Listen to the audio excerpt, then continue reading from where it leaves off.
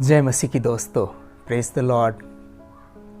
प्रभु यीशु मसीह के मीठे और मधुर नाम में एक बार फिर से मैं आप सबों का हार्दिक स्वागत करता हूं, अभिनंदन करता हूं। दोस्तों, आराधना प्रार्थना और स्तुति से भिन्न है। ज्यादातर विश्वासी भाई बहन गाना बजाना, धन्यवाद देना, इसे ही आराधना समझते हैं।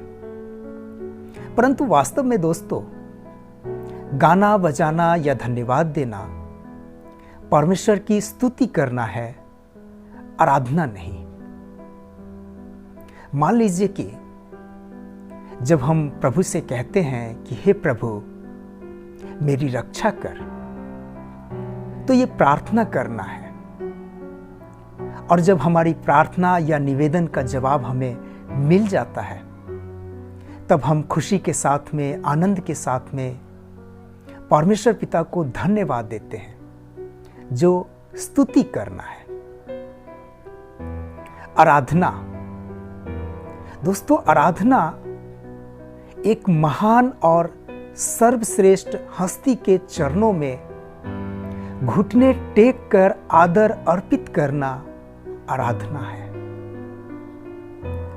ध्यान दीजिएगा दोस्तों, एक महान और सर्वश्रेष्ठ हस्ती के चरणों में घुटने टेक कर आदर अर्पित करना आराधना है।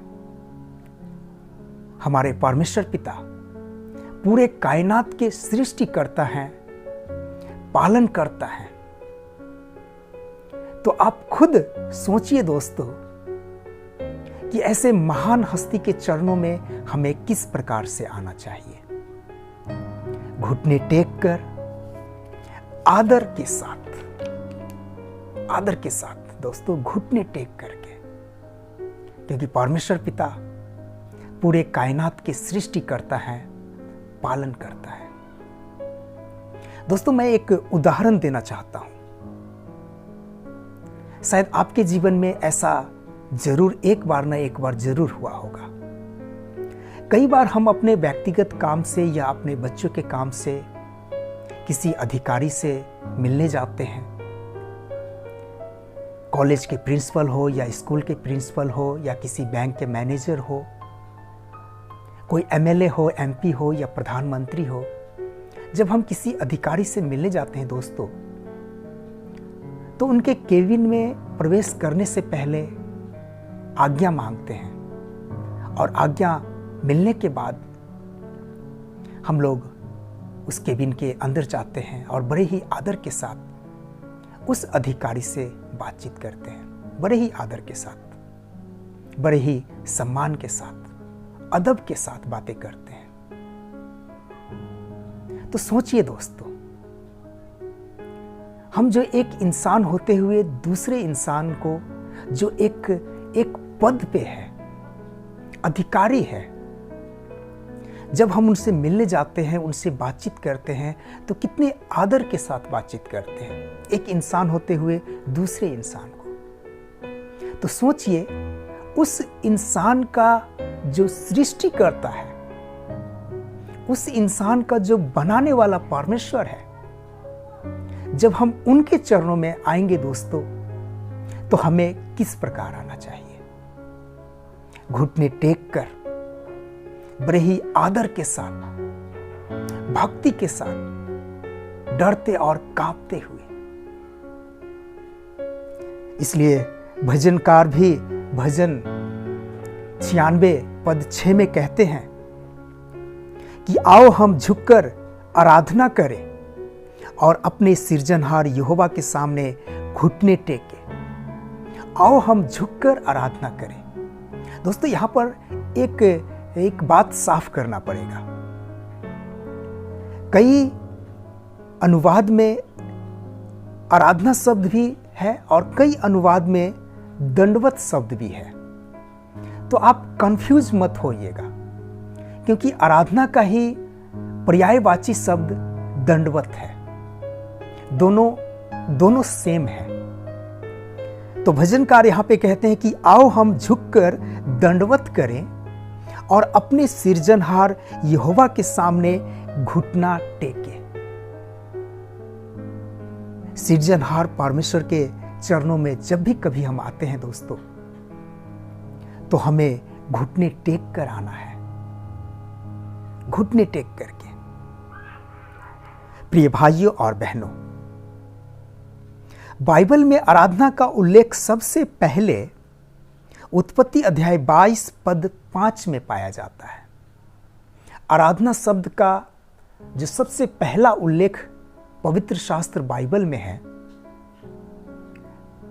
वो उत्पत्ति अध्याय 22 पद 5 में पाया जाता है, जहां पर अब्राहम अपने सेवकों से कहते हैं कि मैं और यह लड़का वहां जाकर आराधना करके फिर तुम्हारे पास लौट आएंगे।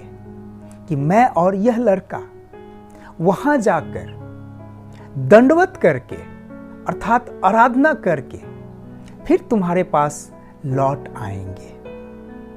दोस्तों, आराधना का मतलब ही होता है दंडवत करना। याद कीजिए दोस्तों, बालक यीशु को देखने के लिए ज्योतिषी लोग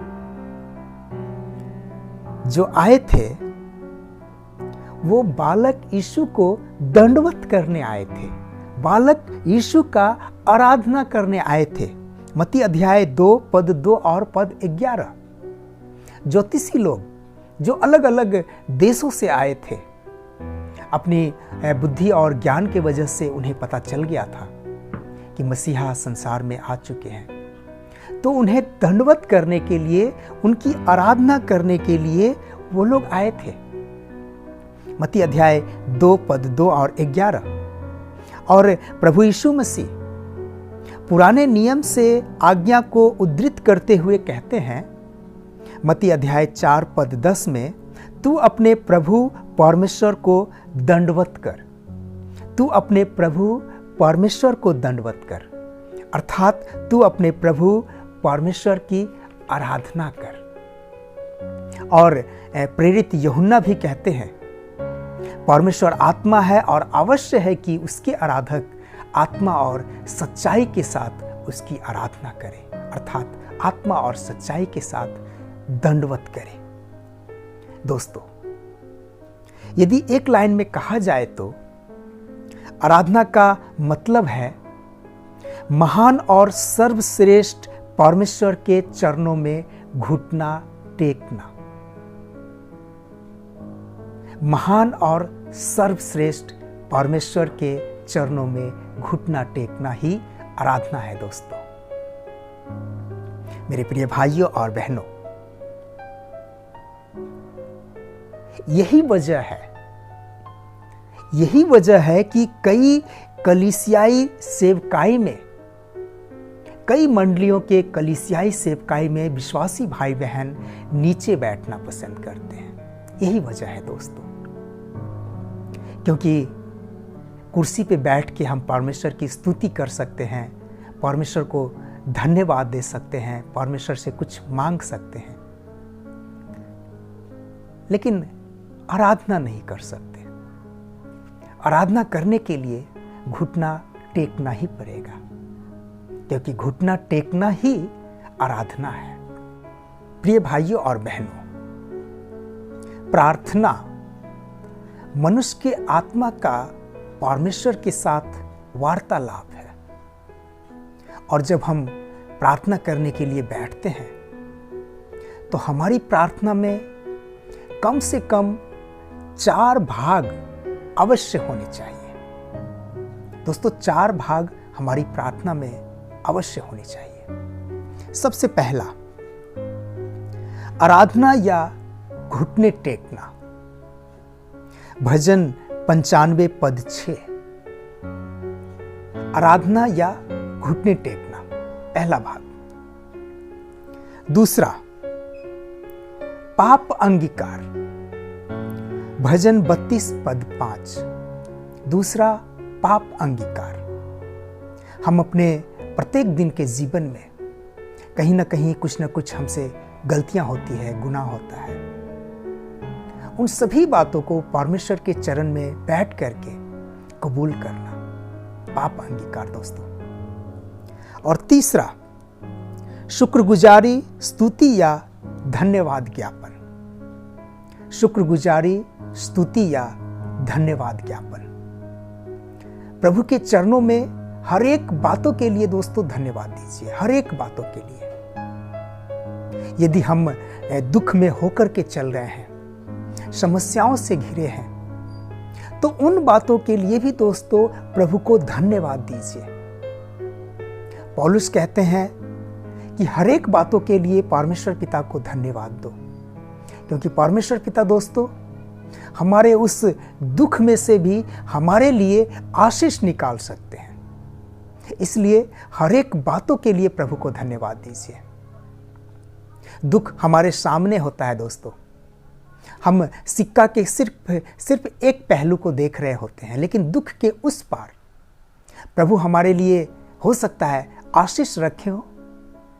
इसलिए दुख के लिए कुरकुराइए नहीं कि प्रभु हम दुख में हैं, तकलीफ में हैं, हम आपके नाम में विश्वास करते हैं फिर भी तकलीफ में हैं। क्यों तकलीफ में? आप कुरकुराइए नहीं, बल्कि उस दुख के लिए, उस तकलीफ, उस समस्या के लिए प्रभु को धन्यवाद दीजिए। और हमारा प्रभु हमारे उस दुख और तकलीफ में से भी हमारे लिए आशीष निकाल सकते हैं दोस्तों।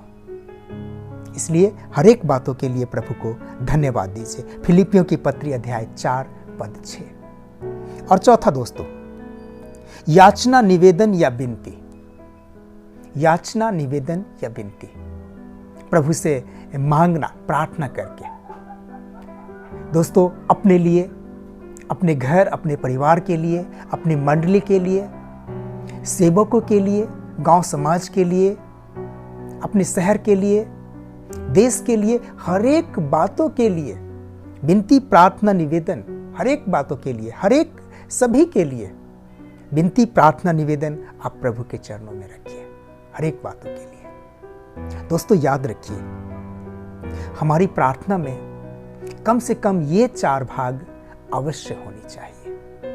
मैं एक बार फिर से याद दिलाना चाहता हूं दोस्तों। आराधना या घुटना टेकना, पहला भजन 95 पद 6। दूसरा पाप अंगीकार, भजन 32 पद 5। तीसरा शुक्रगुजारी, स्तुति या धन्यवाद ज्ञापन, फिलिपियों की पत्री अध्याय 4 पद 6। और चौथा याचना या निवेदन या विनती, पहला तिमुथियुस अध्याय 2 पद 1। तो प्रभु सहायता करे दोस्तों, मदद करे कि हम छोटी से छोटी बातों में भी प्रभु के प्रति विश्वास योग्य बने रहें।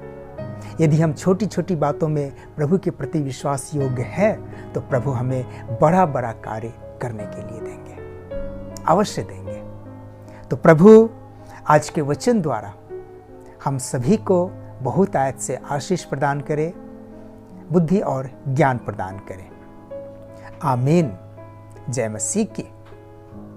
दोस्तों, यदि मेरा ये वीडियो आपको अच्छा लगा हो, आप अपने जीवन में आशीष पाए हो, प्रभु के वचन से कुछ सीखे हो, तो जरूर सब्सक्राइब कीजिए, लाइक कीजिए, अपने दोस्तों के साथ, विश्वासी भाई बहनों के साथ शेयर भी कीजिए। फिर मिलते हैं दोस्तों अगले वीडियो में। तब तक के लिए प्रभु आप सबको सुरक्षित रखे।